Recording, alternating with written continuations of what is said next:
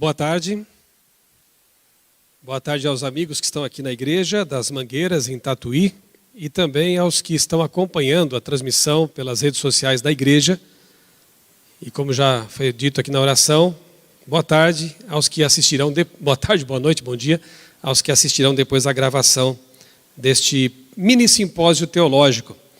Estamos tendo a alegria de receber em nossa igreja 2 representantes ali do Seminário Teológico Adventista, do SALT, de Engenheiro Coelho.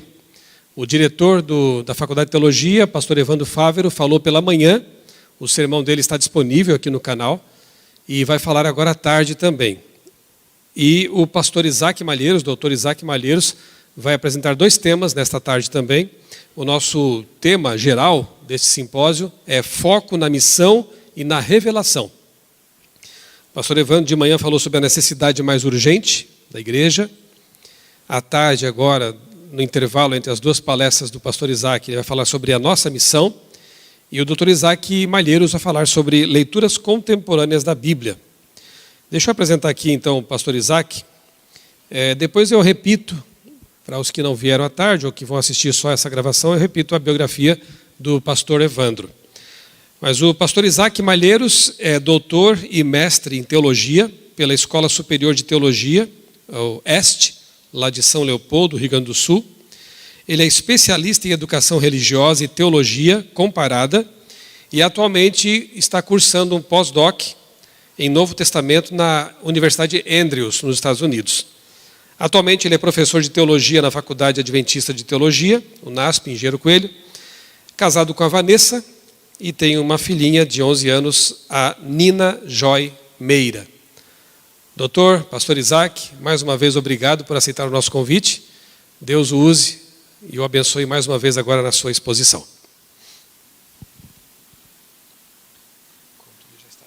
Vai me dando toque no tempo aí. Muito obrigado pela apresentação. Boa tarde a todos. Tudo bem? Que a graça de Jesus, o amor de Deus, a comunhão do Espírito esteja conosco.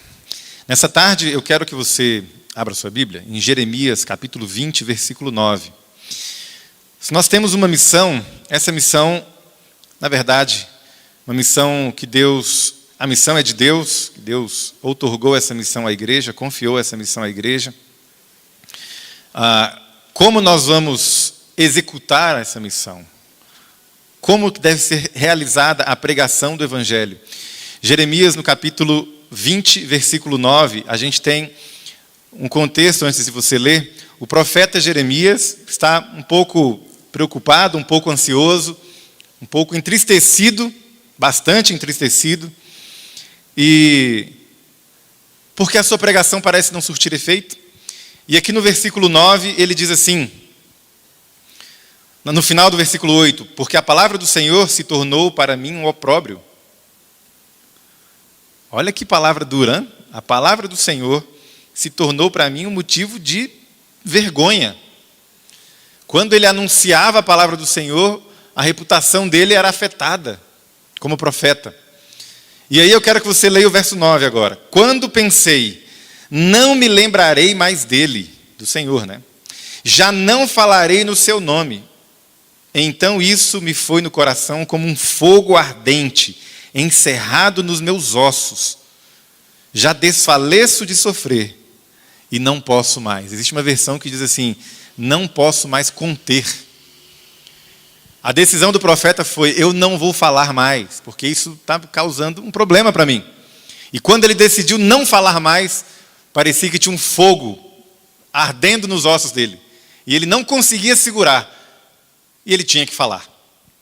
Eu creio que a gente não precisa sofrer como Jeremias para chegar nesse ponto. Mas se o nosso coração estiver em chamas com a palavra de Deus, a gente não tem outra coisa a fazer a não ser pregar. Você, quando tem uma boa notícia, uma novidade para contar para a sua família, você não fica quieto, você não consegue descansar enquanto não passar aquela notícia para frente. E nós temos a melhor notícia de todas. E se a gente ficar calado, queira Deus nessa tarde que o Espírito Santo queime os nossos ossos, para a gente chegar à mesma conclusão de Jeremias. Se eu não falar esse negócio, eu vou enlouquecer. Eu preciso pregar. Amém? Mas, infelizmente, algumas pessoas não pensam assim. E é por isso que eu vou dar essa palestra agora. Infelizmente, existem cristãos que não pensam assim a respeito da palavra de Deus. E eu vou falar a respeito de algumas formas de entender a Bíblia hoje e que tem afetado, inclusive, nós, especialmente a nossa juventude. Essa é uma palestra dividida em 3 partes, eu vou dividir apenas em 2 aqui, então eu vou agrupar nessa primeira parte 2 teologias contemporâneas. Na verdade, eu gostaria de trocar essa aí. Tem como trocar? Colocar a apresentação da teologia da prosperidade. Pronto, já falei qual que vai ser. Essa é uma teologia muito presente, tem um arquivo chamado Teologia da Prosperidade. É esse? Ok. Uma teologia muito presente, mas todas as obras que a gente pega de hermenêutica, que é a arte de interpretar a Bíblia, você vai procurar no índice e ninguém fala dela. É como se ela não existisse. Então, por exemplo, nesse livro que você está vendo aí, você tem praticamente todas as maneiras de interpretar a Bíblia que nós conhecemos hoje academicamente. Então, o primeiro bloco tem o foco em como o texto foi feito, qual é a história do texto. O segundo bloco ali de maneiras de interpretar, o foco é o próprio texto. Eu não quero saber quem escreveu, eu vou direto no texto. E o último bloco, o maior de todos, o foco é no leitor. Então, nem como o texto foi feito, o autor, etc., nem o próprio texto importam tanto como a reação do leitor diante dele. E as teologias contemporâneas, quase todas, as principais, as mais influentes, elas têm o foco exatamente no leitor. Então, valoriza muito a sua opinião sobre o texto, o modo como você se sente diante do texto. Mas o que eu quero destacar para os senhores aqui é que, nessa classificação, nesse estudo, nós, adventistas, tentamos dar ênfase a tudo isso, a essas 3 dimensões. A gente se preocupa com o autor, com a história do texto, a gente se preocupa com a parte gramatical, o que as palavras significam, e a gente também se preocupa com a reação do leitor diante do texto, especialmente se essa reação do leitor for: eu aceito, eu quero isso aí. Essa é a reação que a gente procura, ok? Mas, quando você desequilibra essas 3 dimensões, existe um problema. Então, a gente vai estudar a primeira teologia, que é a teologia da prosperidade, bem presente entre nós. Eu acho que todos nós já ouvimos, no mínimo, algumas frases ditas por pregadores da teologia da prosperidade. Ela é ignorada, rejeitada na academia, mas uma pesquisa de 2006 provou que quase 60% dos evangélicos nos Estados Unidos, inclusive aqueles que não são da teologia da prosperidade, quase 60% concordam com as premissas da teologia da prosperidade. Que é: eu faço uma sociedade com Deus, dou dinheiro para Ele e Ele me dá muito mais dinheiro de volta. Então, é um negócio, uma troca feita com Deus. Qual que é a hermenêutica básica dessa teologia? É um fenômeno muito comum, muito conhecido, muito usado, inclusive por nós, chamado texto-prova. Só que o texto-prova, ele tem 2 usos. Eu quero que você preste atenção aqui. Texto-prova tem um jeito saudável de usar. Nos estudos bíblicos a gente usa. Na nossa declaração de crença existem textos que provam aquela ideia. E existe o que a gente chama de método texto-prova, que é o jeito ruim de usar. Eu vou exemplificar para vocês aqui com um texto, que é esse texto que está aí. Eu estava assistindo um sermão na TV, de um pregador da TV, da teologia da prosperidade, e ele pegou aquele verso, aquela parte em negrito: não temas, ó pequenino rebanho, porque o vosso Pai se agradou em dar a vocês o reino. E o sermão dele foi: Deus vai dar para vocês um reino, rei, prosperidade, dinheiro. Um rei não é pobre. Já viu onde mora um rei? Ele foi construindo o raciocínio. Onde vive um rei? O rei tem empregados. O rei não serve ninguém, ele é servido. Então, o raciocínio foi todo em cima daquela parte. Deus vai dar para vocês um reino. Mas ele não leu o verso seguinte que está ali. Palavra de Jesus: venda tudo que você tem e dê esmolas. Por que ele não leu essa parte? Me explique, por que o pregador pulou essa parte? Porque essa parte ia atrapalhar os planos dele, né?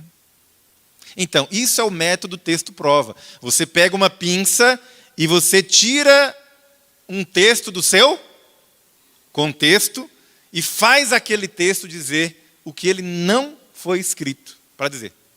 O propósito desse texto não foi aquele. Vou dar um exemplo para você. Imagine que eu não goste de usar terno, tá? Olha aqui, ó. Isso aqui precisa de bastante atenção, porque quem pega só o final acha que eu estou defendendo isso. É um exemplo negativo, tá, amigo? Preste atenção. Imagine, não gosto de usar terno, calor, verão, muito quente. Eu tenho a minha ideia. Agora eu preciso de um texto para provar isso aqui. Será que eu encontro? Pior que eu encontro. No texto prova eu encontro. Abra a sua Bíblia em Ezequiel. Vamos lá? 44:18. Olha eu dando ideia aí, hein? Pessoal, não é para fazer isso em casa. Não faça isso. É uma ideia negativa, é um exemplo negativo. É um exemplo do que não fazer. O texto é um pouquinho grandinho, é um verso comprido. Ezequiel 44:18. Mas aí diz o que o sacerdote pode ou não pode usar, é ou não é? O que o sacerdote vai vestir. E aí você vai acompanhando, eu quero destacar só a última frase ali.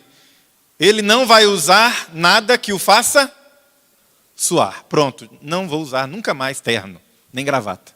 Porque isso me faz suar às vezes. Meus irmãos, e esse é um uso correto da Bíblia? Isso é o método texto prova. Por exemplo, se você abrir a sua Bíblia, não precisa abrir não, você está de cabeça. 1 Coríntios 15, Paulo fala da ressurreição. Consolai-vos uns aos outros com essas palavras. Ressurreição existe. E aí no argumento dele ele fala, porque se ressurreição não existe, a nossa fé é vã. E aqueles que dormiram em Cristo estão perdidos. Mas isso é um verso. Aqueles que dormiram em Cristo estão perdidos. Imagina alguém pegar só esse verso. Lembra da caixinha de promessas? Você puxa um versinho ali. Vamos ver o que Deus tem para mim hoje. Aqueles que dormiram em Cristo estão perdidos. Ué? Vovó dormiu em Cristo? A minha avó.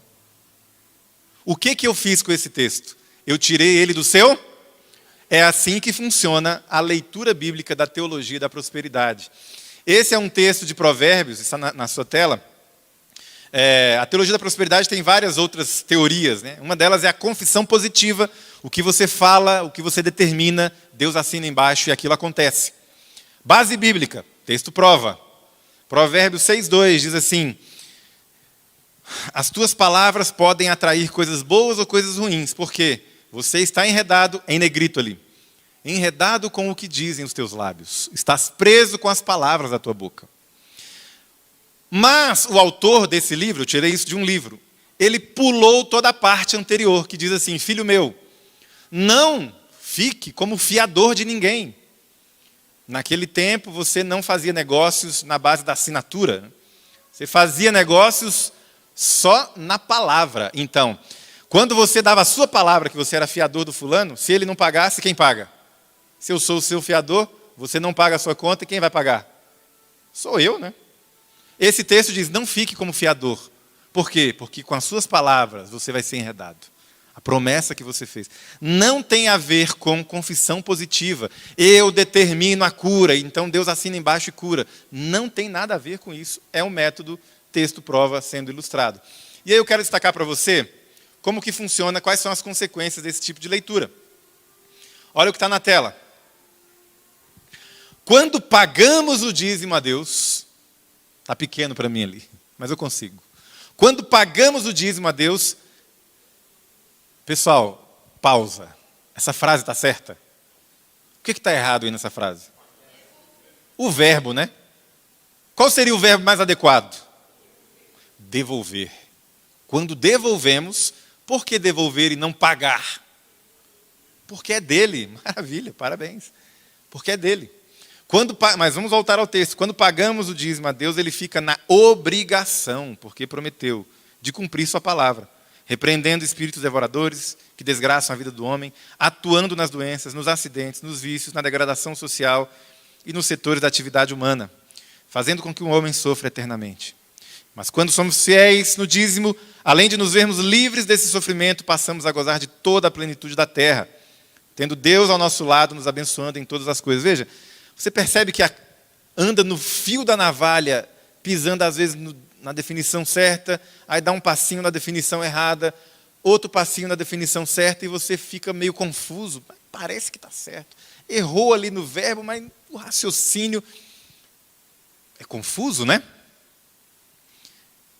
A palavra de Deus, ela não foi produzida para nos confundir. Nós acabamos de cantar, ela é lâmpada, ela é luz. A palavra de Deus foi feita justamente para nos tirar da escuridão, das trevas. Esse tipo de confusão, deturpação de textos, especialmente a respeito de dízimos e ofertas, é o resultado do método texto-prova praticado por esse tipo de leitura. Nós podemos nos apegar às promessas de Deus? Claro que sim. Deus prometeu, né? Nós podemos nos apegar. Olha só a diferença de tom, a diferença de tonalidade. Ellen White tem uma fala muito parecida, mas olha o tom como é que é diferente. Vamos lá. A fé não é feliz impulso de sentimento, ela é simplesmente pegar a Deus em sua palavra. A minha avó me falava isso. Meu filho, pega com Jesus. Lá em Minas a gente fala essa expressão. Pega com Deus, meu filho. Na verdade ela queria dizer assim, se apegue, né? Ela fala, pega com Deus. Nunca na minha mente infantil eu imaginei eu apontando o dedo na cara de Jesus, apertando ele na parede, falando assim, vai ter que fazer, porque eu estou te cobrando agora. O texto anterior diz assim, quando nós pagamos, a gente pode exigir, porque Deus é obrigado a fazer. Meu irmão, não faz um negócio desse. Deus é obrigado? Que confusão é essa entre Criador e criatura? Quem é o Senhor e quem é o servo nessa história? Desde pequenininho nessa igreja vocês me ensinaram que é Ele que manda, a gente só obedece. De onde tiramos a ideia que a gente pode apertar Deus na parede, botar o dedo na cara dele e falar assim, você é obrigado a dizer amém para a minha oração? Vamos lá. E aí, olha o tom aqui embaixo. É claro que os que são fiéis nos dízimos têm o privilégio de exigir de Deus o cumprimento da promessa. E, obrigatoriamente, ele tem que cumpri-la. Deus é soberano, meu irmão. Deus é soberano. Não experimente esse tipo de aventura. O texto de cima tem um tom muito mais reverente. Essa ousadia de pecadores darem ordens a Deus, isso não é fruto do estudo saudável da Bíblia. E nós temos uma outra consequência desse método de leitura da Bíblia, que é a confusão entre o que é sucesso, o que é felicidade, na ótica de Deus e na ótica da sociedade hoje. Então, preste atenção aqui em mim.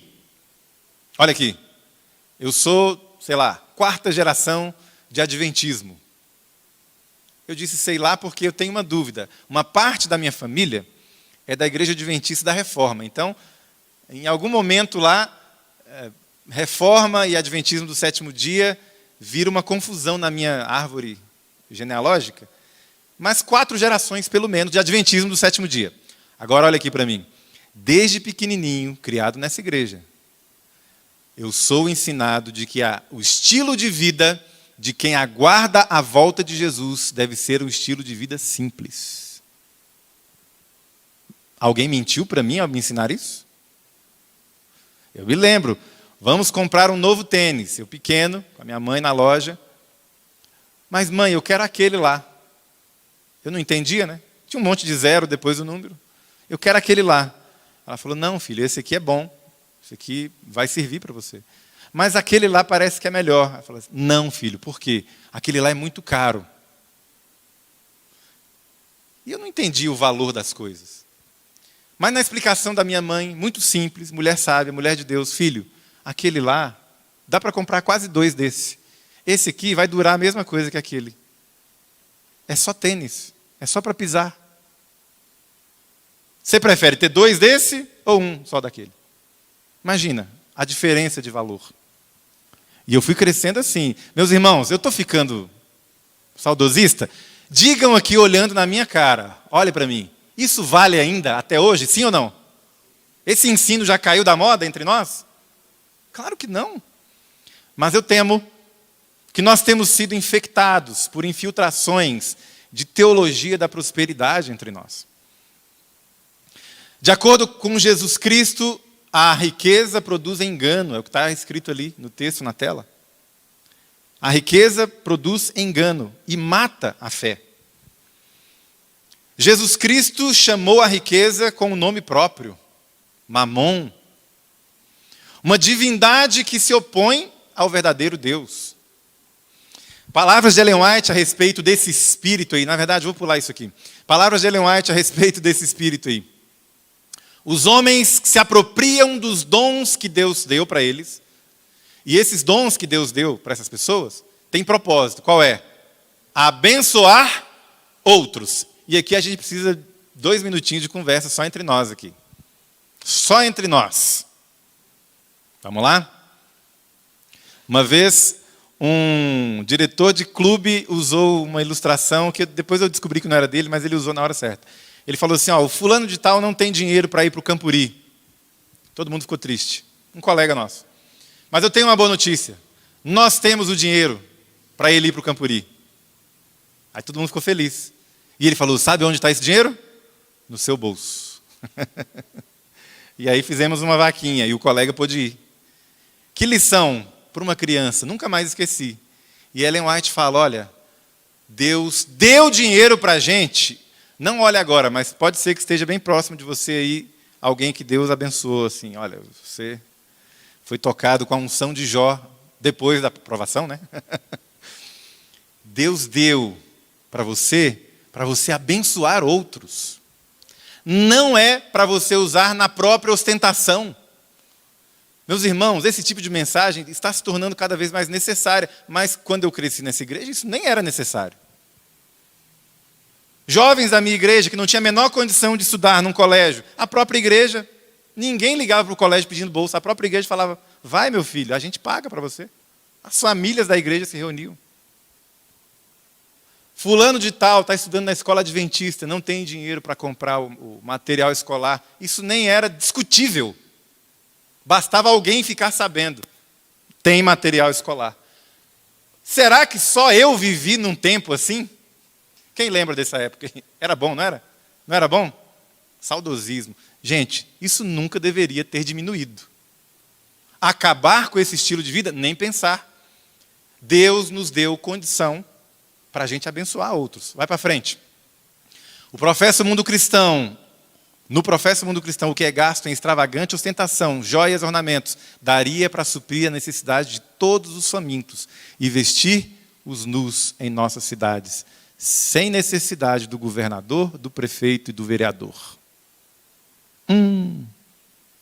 O que estamos fazendo nós com os recursos que o Senhor nos deu? Ainda bem que eu não frequento aqui, que eu vou pregar e posso ir embora.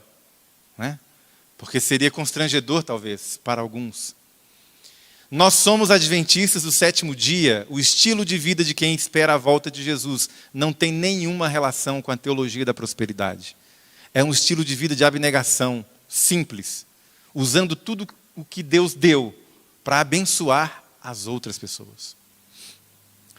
Duro discurso, não? A gente não vai ler tudo, eu só quero destacar um ponto aqui a respeito da teologia da prosperidade, que é um dos fundadores desse movimento, dessa leitura bíblica, admitiu que não é uma teologia bíblica. Ele fala assim, olha, o que eu aprendi não foi da Bíblia. O próprio Senhor me ensinou a respeito da prosperidade. Eu nunca li a respeito disso num livro. Eu recebi esse ensino diretamente do céu. Então, quando você fala isso não tem nenhuma base bíblica, você não está acusando, você está apenas admitindo o que um dos próprios fundadores disseram a respeito disso. Bom, a partir dessa leitura, eu gostaria de colocar só a próxima aí, que essa é mais curtinha. A gente fala teologia do domínio, essa é mais atual. Essa é mais atual. Acho que o pastor Michel já deve ter falado sobre isso por aqui.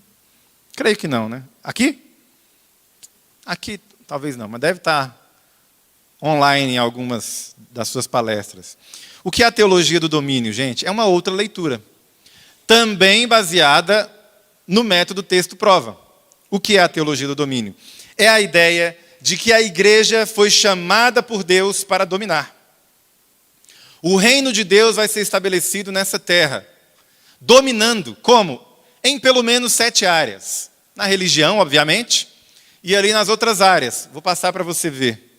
Quais são as outras áreas? No governo, na educação, nas artes, entretenimento, na mídia, nos assuntos relacionados à família e os assuntos relacionados aos negócios, ao mercado. Então a igreja, o cristianismo, tem que dominar nessas áreas para então estabelecer o reino de Deus e preparar o caminho para a vinda de Jesus. Aqui, novamente, nós temos um perigo, porque isso parece que tem alguma coisa de certa nesse meio. Seria excelente nós termos gente cristã na mídia produzindo material, gente cristã produzindo, talvez, material educacional, no governo, produzindo arte. Seria interessante. Mas a teologia do domínio não se satisfaz com apenas ter gente ali, no sentido de influenciar. A teologia do domínio, como o nome diz, prega o domínio a partir dessas áreas. Então, surgem coisas como: você precisa ter um juiz cristão, um general cristão, um prefeito cristão, um governador cristão, um presidente cristão, um policial cristão, um professor, um reitor cristão, um artista cristão, dominando em cada uma dessas áreas. Porque é assim que a gente vai sinalizar o reino de Deus. E aí eu preciso dizer para você que isso não é necessariamente algo bom. Vou dizer um nome e você vai concordar comigo. Um nome vai trazer à tona um monte de informação e você vai falar: entendi. O nome é Constantino. Você entendeu já, não? Precisamos de um cristão lá. Aí ele falou: muito bem, vocês têm um cristão aqui. No mais alto posto desse império, vocês têm um cristão. Pergunto aos senhores e senhoras, isso foi positivo? Isso foi uma das piores tragédias da história da igreja cristã. Uma das piores tragédias da igreja cristã. A partir do século IV, a história da igreja foi completamente arranhada de um jeito que não teve mais volta. Por compreendermos errado. A igreja não foi chamada para dominar, a igreja foi chamada para influenciar. A igreja foi chamada para servir. Não de cima para baixo, mas com toalha e bacia. De baixo para cima.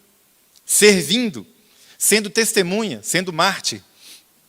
Um dos autores principais dessa ideia é o Peter Wagner, um autor muito conhecido por outro assunto. Ele era especialista em crescimento de igreja. Mas ele dedicou bastante tempo e livros à teologia do domínio. O nome do livro é Domínio, onde ele defende essa ideia. Nessa obra, Peter Wagner defende claramente a ideia de que a igreja deve dominar a sociedade. E aí o que acontece, meus irmãos? Olha aqui, para mim. Antes que você tente adivinhar em quem eu votei. Não é para você tentar adivinhar em quem eu votei. Isso é irrelevante agora. Até porque eu não votei em ninguém e a minha esposa sabe disso. Meu último voto foi em 2002. E não sei se eu votei certo naquela época. Essa história é só para ilustrar o conceito. Um governador cristão de um estado americano convocou a população para um evento onde haveria uma vigília, jejum e oração. 30 mil pessoas atenderam a convocação do governador. Venham, vamos orar pela nossa nação. Parece bom, sim ou não? Uma ideia razoável. Só que no meio do evento ele pega o microfone e fala assim: muito obrigado pela presença de todos, e eu quero dizer para vocês que eu senti de Deus que eu devo lançar o meu nome como candidato à presidência dessa nação. Meus irmãos, isso é reunião de oração? Diga para mim. Trata-se de uma reunião de oração? Não, né? Você não nasceu ontem. Você sabe o que é isso aí. O nome disso aí é Constantino. Eu vejo a potência que é o cristianismo. Eu vejo a potência que é o movimento de Jesus. Eu não posso contra, eu vou me juntar. E eu vou moldar, eu vou me aproveitar dessa situação. Desde o século IV isso acontece. E desde o século IV a gente acha que em algum momento vai dar certo. Não, deu 50 vezes errado, mas agora vai dar certo. Aí dá errado de novo. Não, deu 51 vezes errado, mas agora vai dar certo. Não dá certo. Como herdeiros da Reforma Protestante, a gente prega a separação radical entre igreja e Estado. Não é oposição igreja e Estado, é uma separação radical. Cada um atuando na sua a esfera de ação. Já acabou meu tempo, né, pastor? Só para terminar, a teologia do domínio, ela não vem sozinha. Assim como a teologia da prosperidade, ela vem acompanhada de outros conceitos. E a leitura feita por essa teologia tem se infiltrado entre nós. Guerra espiritual é algo que nós acreditamos. Se eu perguntar para qualquer adventista mediano, aquele que tem um conhecimento básico, se existe uma guerra espiritual entre o bem e o mal, ele vai falar, lógico que existe. Isso é verdade, existe. Então você vai numa livraria evangélica, vê um livro lá com esse título, Guerra Espiritual. E você compra, porque eu acredito no grande conflito, então deve ter alguma coisa a ver. Antes da 10ª página, você vai descobrir que se trata de outra coisa. Trata-se de uma crença que é a seguinte: existem demônios territoriais. Demônios que atuam sobre cidades, sobre estados, sobre nações. E até sobre bairros. Então, aqui no bairro, não sei se o nome do bairro aqui é Mangueiras, acho que não, né? Deve ser Mangueiras pelas Mangueiras, né? Ok. Mas aqui é o centro, né? Então, de acordo com essa teoria, existe um demônio responsável pelo centro de Tatuí. Certo? E existe um outro acima dele que é responsável por Tatuí inteira. E existe um outro acima desse responsável por São Paulo inteira. E um outro demônio que está lá em Brasília, mas não é nenhum ser humano, é um demônio mesmo, de acordo com a teoria, que toma conta do Brasil. Certo? Meus amigos, se você pensar rapidamente, você fala assim, isso aí faz sentido até. Ok, mas não para por aí. A teoria é a seguinte: para vencer esses demônios, a gente precisa enxotá-los dos territórios. E a gente precisa derramar óleo sobre a cidade, azeite, ungir a cidade de helicóptero. A gente precisa orar em pontos estratégicos da cidade para tirar, desalojar dali os demônios. Eu, como pastor no interior de Santa Catarina, uma vez uma irmã falou assim, pastor, você precisa ir lá na minha casa para orar. O que aconteceu, minha irmã? Eu estava mexendo no quintal, pastor, achei um sapo com a boca costurada. E eu falei, minha irmã, eu não entendo muito dessas coisas, eu falei, era um sapo de estimação, alguma coisa? E ela, não, pastor, é porque a pessoa escreve o seu nome, coloca na boca do sapo e costura, e aí você pode até morrer. Eu falei, rapaz, e agora? Como pastor, o que a gente faz numa situação como essa? Faz o velório do sapo, o funeral? Não sei. Eu sei que eu falei para aquela irmã, minha irmã, não tenha medo disso. Números, Antigo Testamento que garante que no arraial de Israel não vale encantamento. Maior é o que está em nós do que o que está no mundo. Amém? Maior é o que está em nós do que o que está no mundo. Jesus Cristo é maior, mais poderoso do que qualquer coisa que tentem fazer espiritualmente contra você e a sua família. Isso não vai pegar. Outra, pastor, estou ouvindo barulhos na minha casa. Telhado, porta, janela. Isso foi lá em Indaial. Por quê? Pastor, eu acho que é porque eu moro perto do cemitério. Minha irmã, a senhora quer dizer o que com isso? Não sei, pastor. Às vezes bate porta, janela e eu moro do lado do cemitério. E agora a gente tem adventista acreditando em assombração. O que é isso, gente? Matriz religiosa que não é nossa. Isso não é adventismo. Se eu escuto um barulho na minha casa, e eu tenho que levantar para ver,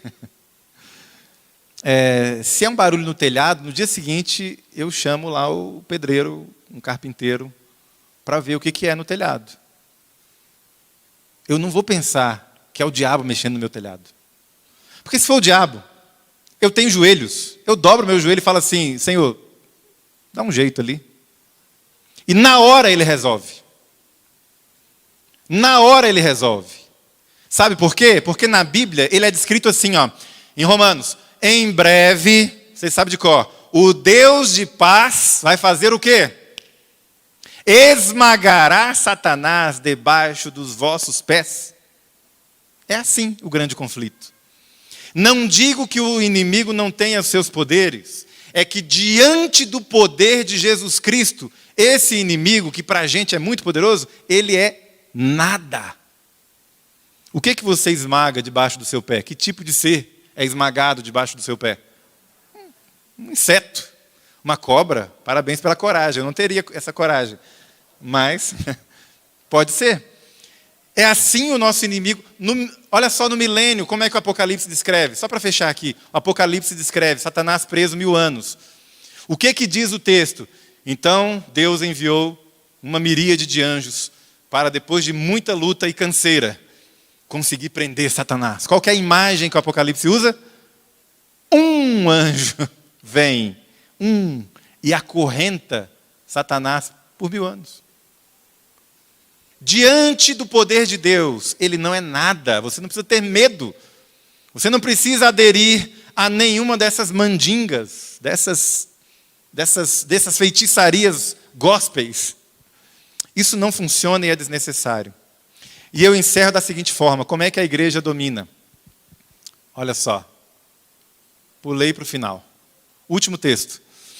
Sabe como é que a igreja domina? A igreja domina como os primeiros cristãos fizeram no Império Romano. A igreja é mártir, a igreja serve.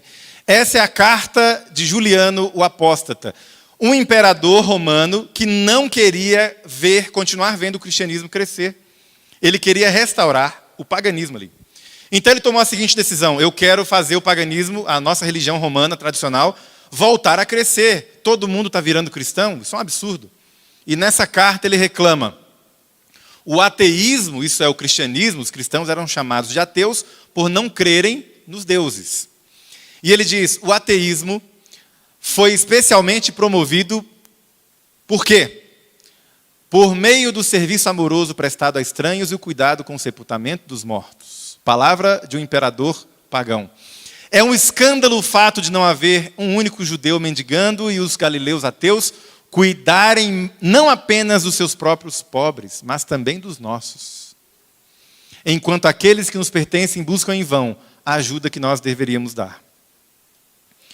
Foi assim que o cristianismo se tornou a maior religião do império. Foi assim que, como diz o historiador Will Durant, Cristo e César se encontraram na arena e Cristo venceu. Quando chegou ao poder, a igreja começou a perder. Meus irmãos, eu sei que na sua mente pode estar confuso, mas acredite na revelação de Deus, dada tanto na Bíblia quanto no Espírito de Profecia. A mistura igreja e Estado sempre dá errado. Sempre dá errado. Então essas são as duas primeiras leituras. Teologia da prosperidade, teologia do domínio. Isso não é adventismo. Não temos nenhum compromisso com esses dois tipos de leitura. E depois que o pastor Evandro terminar, a gente vai ver a terceira delas. Ok? Deus abençoe. Você tenha fogo nos ossos para pregar.